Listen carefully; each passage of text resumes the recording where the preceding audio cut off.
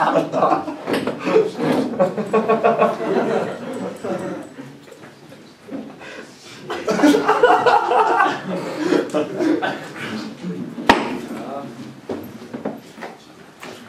vinir, þetta ekkert óttast og málstofnka í fulla heimingá með dimmur og þunga ljós. Nú mögum aldrei gleyma því að drekar það dýrmætasta sem við eigum. Við eigum að njóta þeirra og taka öllu því sem við hafa að bjóða með opnum öllum. Lífið með okkur í liði í kvöld og því með því aldrei gleyma.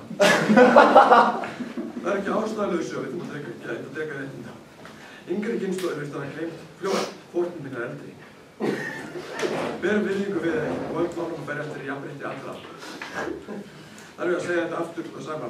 Drekar munu alltaf komast til Íslands hvort sem innflutningur þeirra sé löglegur eða ekki. Drekar fljúga og munu komast til Íslands hvort sem voru líka það betur eða verð. En með þegar innflutning er gagsætt og löglegt, þá munu drekar sjá sér bestan kost að hafa innflutning sem löglegan. Þá getur við gefið þeim menntun og leikskólapláss í staðinn. Í staðinn getur þeir hjálpa með hæfileikum sínum til að dreka óperum, dreka leikritum og annarri dreka menningu.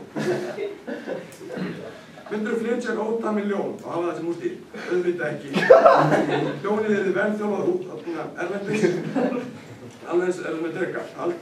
Ætti að tala að þjálfa dreka, þetta náttúrulega. Við erum ekki að tala að aðeins 2% af svörtungjum eru glæpamenn. Þannig að allir að svörtungjar séu glæpamenn. Það eins og miklu fordómar í garði dreka. Ætti að flyga hlustið þið ekki á forsvonars fylgis. Öllum glugganum opnum en með reglugerð eins og innflutning ljóna. Magnús sagði krókdílar væru hættulegir. Já, en samt eru þeir leiðir. Magnús sagði að drekar Magnús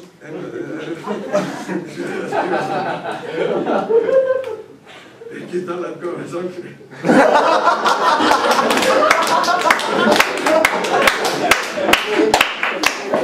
Magnús talaði drekar myndi flissa. Þetta jafn hættuleg og þú ert í gallabuxum.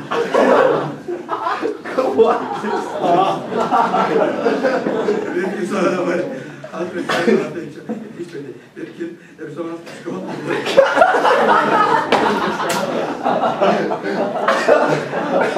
Magnús sagði að þetta væri gráa. Hvernig, segðu mér, hvernig komi?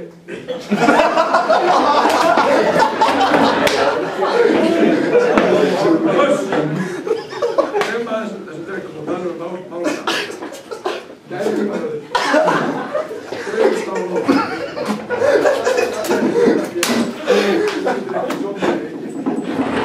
Kvöld að þú með mér.